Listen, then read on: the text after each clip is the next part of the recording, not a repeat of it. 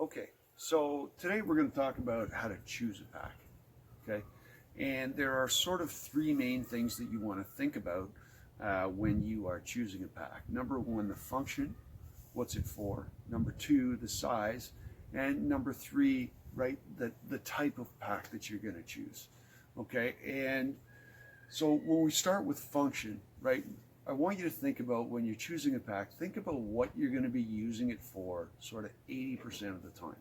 So if what I'm going to be doing most of the time is canoeing, then I should choose a canoe pack, and I would have the features that go along with it, right? It would be waterproof with a roll top, right? Pretty sleek, so it's easy going in and out of the canoe.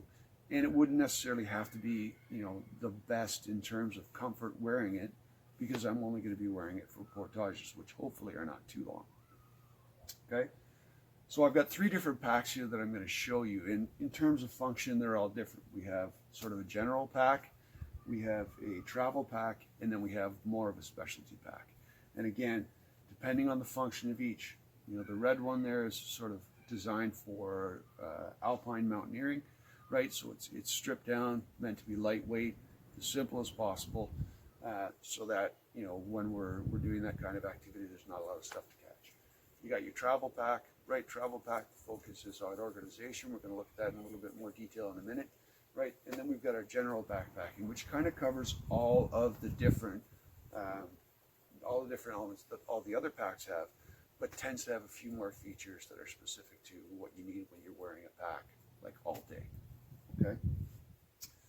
All right, so let's next talk about size. You can see I've got sort of three different sizes, four if you count the little day pack that I've got here, right? When we're looking at size, generally you want to see how long you're going to be out and what kind of activity you're going to be doing. So, for example, if you are winter camping, you're going to be carrying more stuff, right? Could be winter camping today, actually. You're going to be carrying more stuff and probably bulkier items, right? So in those cases, right, we're going to want something that's a little bit larger. If we're just going out for the day and we just need a day pack to carry a few little snacks, obviously we want something smaller, right? So as we go through, we have our day packs, which are sort of 25 liters and less, right? Packs are measured in terms of volume, which we measure in liters. So 25 liters or less, sometimes up to 30. Again, there's a little bit of give and take here, right? That's sort of a day pack range.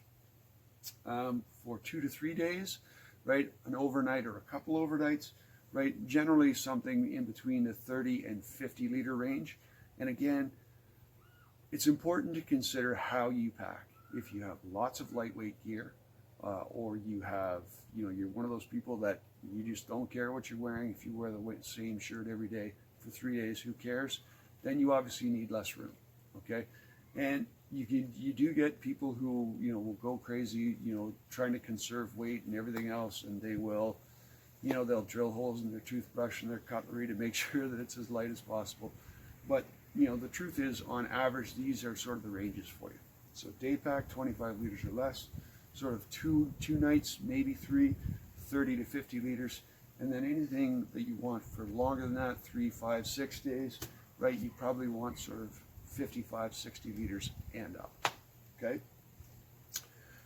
Let's look at the actual types of packs themselves. So again, as I said at the beginning, think about what you're going to be doing 80% of the time.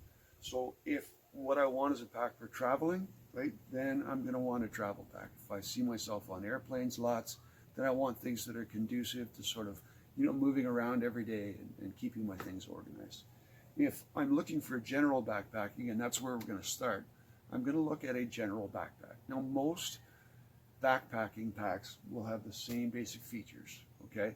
Most of them are top loading. In other words, when we lift the lid up, we stuff the majority of our things in through the top, okay? We have a lid or brain that sort of covers everything up and helps keep things dry. And then oftentimes now they'll have a sleeping bag compartment in the bottom. So there's lots of different styles of packs and features. Just remember that if you're buying a pack with, for example, this one has access that I can get into the compartment without having to take it all apart. I can get into it from the side as well, right? The only thing that you want to keep in mind is that the more features and more buckles and everything else that you have, the more weight you're carrying, and you also have more failure points. So sometimes simpler can be better. Okay, it depends on your needs. Okay, so that's sort of our basic pack, right? General backpacking. One of the things that you'll notice about this pack that distinguishes it from all the other ones are just how beefy the harness is. Okay, the harness has lots of padding, right? Has lots of ventilation, right? And lots of adjustment. The goal with that is that you're going to be wearing this pack all day. And if you're going to be wearing this pack all day, right, then you want to be able to manage your body perspiration, make sure that your muscles can handle it, right? So that's the key design to this, is that the harness itself is meant to be really stable and comfortable. Keep the load tucked into your back nice and easily, right? And not have it shifting around and chafing your shoulders, allowing the moisture to wick away, etc. Okay. On the subject of keeping everything stable, lots of backpacks will have compression straps. So this is the nice thing about buying a larger pack, is if I don't need all the space, I can use the compression straps to tighten it up and secure all that extra load, so I don't have things shifting in there throwing me off balance. Okay, most of them will have water bottle holders, right? Side zip pockets to put snacks, multi-tools in, that kind of thing, right? You'll find, all kinds of different features will be on a lot of these. This one, for example, has, these are traditionally, you can see on the Alpine pack, traditionally these were for ice axes, but they also have the ones now that are for hiking poles that you can strap to the side of your pack if that's what you want. So lots of little funky features out there. Again, the more features it has, probably the more expensive it's going to be. It's going to be a little bit heavier, right? And again, you always have to think about that failure point. If you are buying a $400 or $500 pack and it's got lots of features, that company probably has a good warranty, right? So that you're paying a little bit more, but it's going to work well. If you're buying a cheaper pack and it's got all kinds of little zippers and fancy things on it, then you have to worry about the reliability of those failure points. Okay. The next one that we're going to look at is the travel pack. Now, what distinguishes the travel pack is it's designed to be like a suitcase. Okay.